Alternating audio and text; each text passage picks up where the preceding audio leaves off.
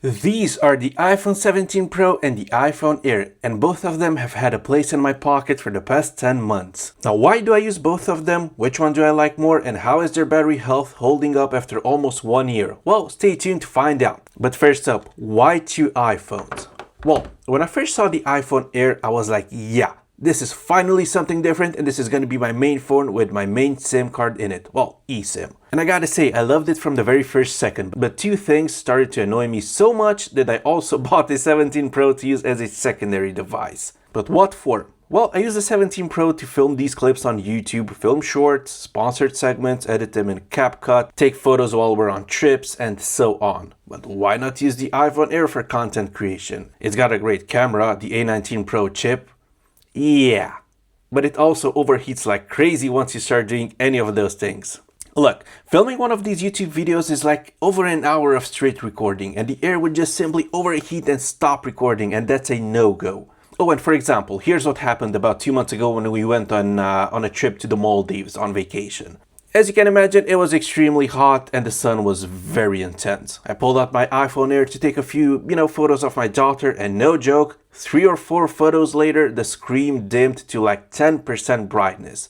It was so bad actually that I genuinely could not see what I was shooting anymore. The screen was basically turned off. That's how quickly it overheated. But then I was like, wait, I also have the 17 Pro on me. And I pulled it out, and guess what? 50 photos and 10 minutes of video later, the phone was still on full brightness, it had no issues, and it was barely warm. It did whatever I wanted it to, and that's what I like about the 17 Pro.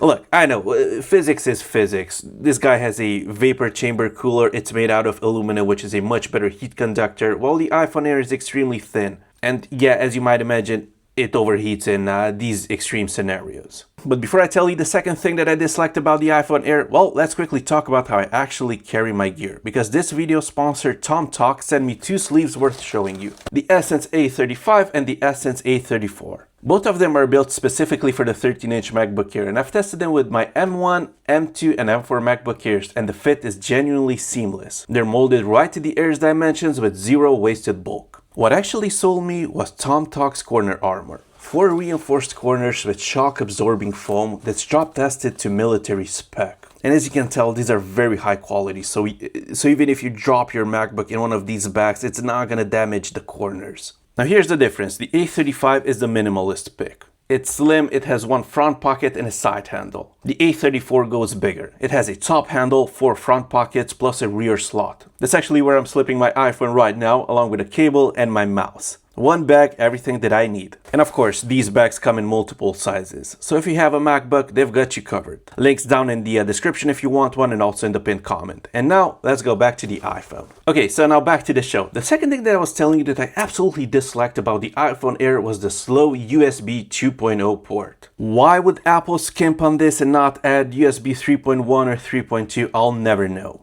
But here's the thing, if I shoot an hour-long YouTube video just like I told you, it takes me like, 20 seconds to transfer it from my iPhone 17 Pro to my external SSD, but with the iPhone Air it takes like 15 to 20 minutes because it's USB 2.0, and that's just ridiculous. Yeah, there is a workaround where I plug my external SSD into my Mac and I simply airdrop the footage from my iPhone Air to the Mac and then transfer it to the SSD. Well, look, it takes longer, it's annoying, and I don't always have a Mac on me. Okay, so Dave, which one do you like more, the iPhone 17 Pro or the iPhone Air? Clearly you said a bunch of negative stuff about the iPhone Air, so you must like the iPhone 17 Pro a lot more, right? And nope, not even close. The iPhone Air is still one of my favorite iPhones ever made, while the iPhone 17 Pro is actually one of my least iPhones ever made. Simply because it went back to aluminum. And it just doesn't feel as nice or as premium as its predecessors, the 16 Pro, the 15 Pro which used titanium, or the 13 and 14 Pro which used stainless steel. Wait, what? You don't like the iPhone 17 Pro?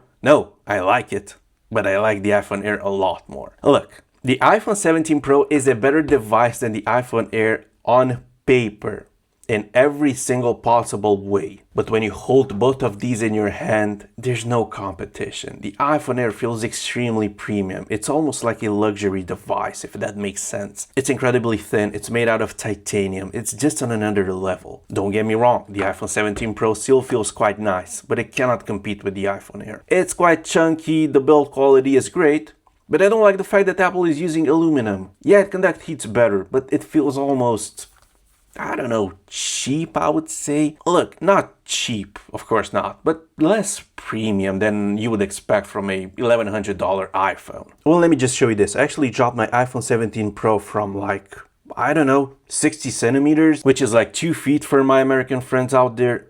And it was in its case, which is this original tech woven Apple case. And even so, it now has a mark on the corner, a dent. And I don't know, that did not used to happen before with titanium and stainless steel. But I guess that's how soft aluminum is. And yeah, I'm not a huge fan.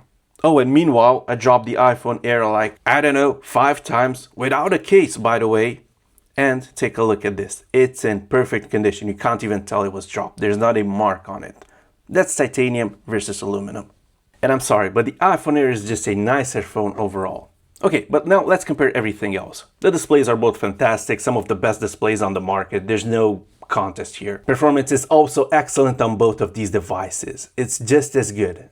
As long as you don't use your phone for more than 5 minutes, because the iPhone Air starts, throttling and heating up, and then the iPhone 17 Pro just performs better. And for the cameras, yeah, the 1x lens is great on both. But honestly, I always use my iPhone 17 Pro for shooting, photos and videos because it's so versatile. It has an ultra-wide camera and a telephoto lens. And when it comes to battery life, yeah guys, this is the big one. And as you expected, the iPhone 17 Pro easily outlasts the Air. No surprises there. Especially since this is the US model, you can tell by this millimeter wave antenna and the lack of a SIM card slot. And since this is the US model, it has a larger battery. And yeah, look, the Air would last me for around a day or so, while the 17 Pro would easily last me for around 2 days. Or, well, 1 day if I recorded videos, like today. Well, not today because I'm using a different phone to record, but that's not here nor there. Let me also check their battery health. And if we take a look at it, it should be still at 100%, and yes, both of these are at 100%. Now, as you can tell, this is a launch model, but this guy on the other hand, as you can tell, the first use was in January 2026, and yes, busted. The truth is that I bought the 17 Pro back in January, and up until January, so from September until January, I used a 17 Pro Max, so it's bigger brother. But then I realized that, hey, there's absolutely no way I'm going to carry an iPhone Air and an iPhone 17 Pro Max in the same pocket. No. They both have large displays, so there's no point. So I sold the iPhone 17 Pro Max and I bought the Pro instead. And it makes a bit more sense with the smaller display and the larger display, I guess. The speakers are also very different, as you can imagine, because the iPhone 17 Pro has dual speakers while the iPhone Air only has one. But one speaker is fine. The only thing that I don't really like is that if you watch a YouTube video on the iPhone Air, the sound is a bit lopsided, but whatever. Yeah, I'm not gonna drag this on too long, guys, but I'm gonna be honest. If I only had to pick one, it would be the 17 Pro. Why? Because I'm a content creator and I need all of those extra features that the 17 Pro offers. I like the faster USB-C ports, sustained performance, and multiple cameras. But if I was just a regular consumer, I would pick the iPhone Air without hesitation. It's a much nicer feeling phone overall, and I don't know, even though it lacks in some areas, this is a nicer phone and I just like it more. Either way, if you've used any of these two iPhones, let me know down below, and as always, this was Dave on Tech signing out, and don't forget to subscribe. Cheers!